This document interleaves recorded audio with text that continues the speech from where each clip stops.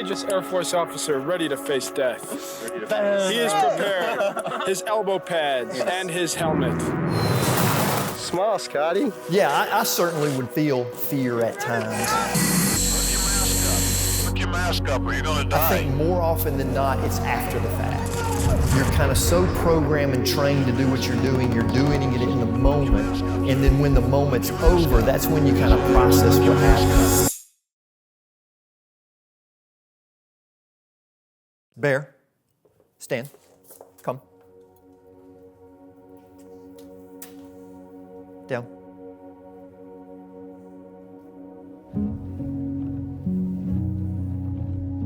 Good girl. That's right. One take, man. So my name is Scott Wiggins. I served in the United States Air Force for 28 years. Professionally, I was a pilot, so I flew airplanes. As rank, I promoted up and became a brigadier general when I retired. Had deployments in Afghanistan, Iraq, Somalia, Rwanda. So got to see quite a breadth of activity in action as I served. Wow, that takes you back a few years. So this is officer training school. So 1987, and officer trainee Scott Wiggins learning how to salute. His first buzz cut.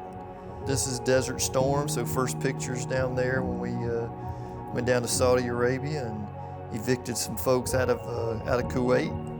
Then a special duty assignment to Air Force One for a couple of years. So Jen and the girls came down to Houston, where I had a stop with the president. Sometimes you'd sit in the airplane and think, did they really realize who's sitting up here? You do a lot of work and you study and you feel confident and qualified, and then sometimes there's those sober moments like, holy cow, I'm the guy sitting in this seat. So for really 27, 28 years, you would go do things, they would be challenging things, you would see hard things, you would process them a little bit, and then you would rotate back home, you'd stick it in a box and you'd never think about it. And you kind of thought it never affected you. And then usually there's a day comes where it starts leaking out. And then you realize, man, I think I've got to do a little bit of work on some of the things that I saw and I did. It was so curious. So I was sitting at my dining room table having dinner with my extended family, and my granddaughter, who was about 1 at the time, started crying. And kids cry, right? It's no big deal. But something physically happened to me, and I had no idea what it was. I thought, man, I'm so uncomfortable right now, and I had to get out of the room. I had been seeing a counselor already, so a couple days later I was telling the counselor, hey, this thing happened to me, my granddaughter started crying, I can't explain it.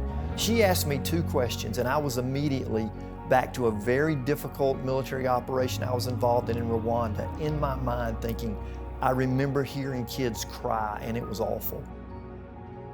I think if you would look at me from the outside, I would smile, I would physically, be happy, I would engage you in conversation, yet that was really just a mask. I mean, that was a performance, because then when I came home, I shut down completely. And I sat down outside and I thought, man, I am just absolutely empty. I mean, if a car is on E empty, I'm beyond that. I need something beyond just the weekly counseling piece. And so I began to talk to my counselor about what else could be there to help me go into a grocery store, to help me go into a restaurant, to be present, that might help me with kind of attacks, panic attacks, PTSD attacks, and things like that. And she said, hey Scott, I think you ought to research getting a service dog. They have some that are specifically trained for military veterans and people that have post-traumatic stress disorder. So I began the process of looking at several different organizations that train them. Okay. There, go through. Go. Bear, come. Dress. Good girl, that's it. Thank you. Okay. Come. Bear, push.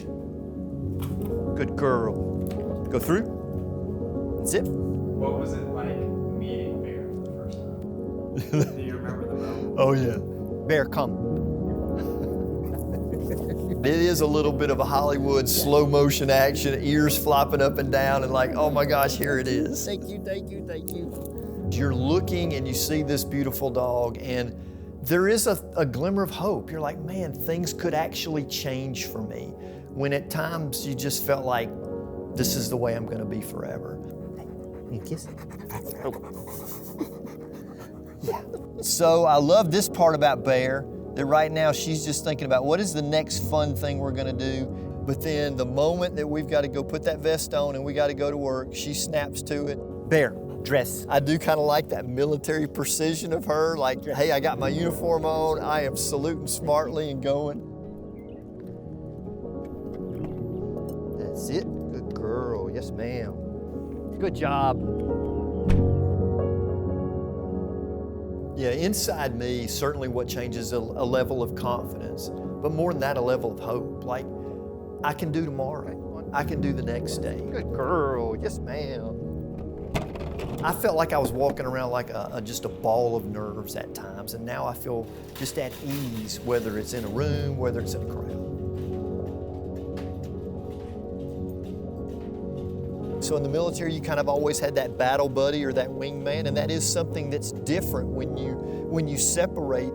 You don't really have that person anymore, so to speak. You know, you certainly got your family and your friends, but it's different. And so Bear has kind of become that wingman, that they're always there for you, always got your back, and no matter what comes, you know they're going through it with you. I heard a song recently where the lyrics said that because of this other person, there's color back in their life. So much of my relationships with friends and family became black and white. They were sterile because I was at a distance. But now I feel like there's color back there. I feel like I'm available, I'm engaged, I'm joyful. I feel more like me as opposed to a version of me. Bear, get it. Up. You give it. It feels like taking in a deep breath and holding it for just a second and letting it out, and there's nothing. There's no tension, there's no fear, there's no darkness. It feels like a hug. It feels like a dog wagging its tail. It feels like peace. Sorry.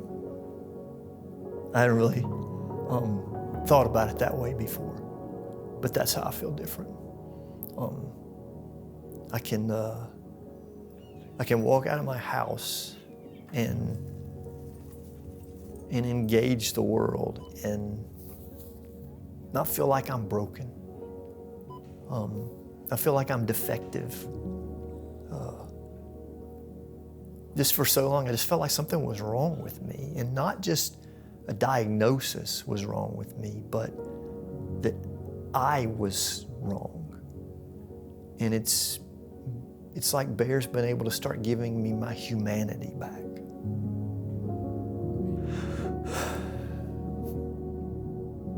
Thanks for being there for me.